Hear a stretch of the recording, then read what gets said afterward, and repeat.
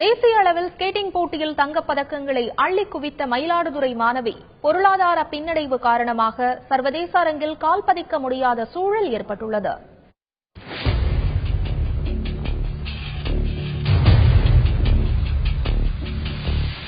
பொருளாதார பின்னடைவால் இந்திய அளவில் தடகள வீரர் வீராங்கனைகள் பயிற்சி மேற்கொள்ளவும் சர்வதேச போட்டிகளில் பங்கேற்கவும் முடியாத அவல நிலை தொடர்கதையாக உள்ளது.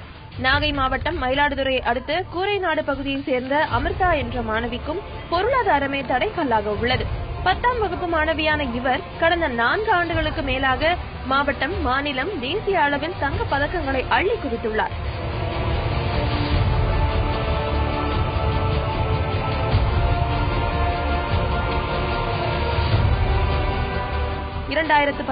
ஆண்டு ருமேனியாவில் நடைபெற்ற சர்வதேச ஸ்கேட்டிங் போட்டியில் பங்கேற்க அமிர்தாவுக்கு வாய்ப்பு கிடைத்தது.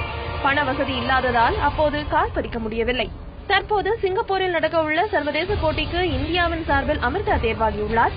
ஆனால் இம்முறையும் பொருளாதாரமே அவருக்கு சிக்கலாக உள்ளது.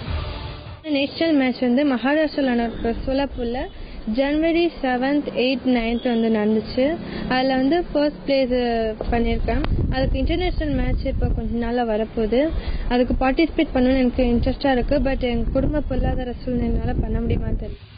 தமிழக அரசு தனது மகளுக்கு நிதியுதவி அளித்தால் சர்வதேச அளவிலும் பதக்கம் வென்று நாட்டுக்கு பெருமை சேர்ப்பாள் என்று அமிர்தாவின் தந்தை கூறியுள்ளார். இதிலாவது அவர்களின் கனவு மெய்ப்படுமா?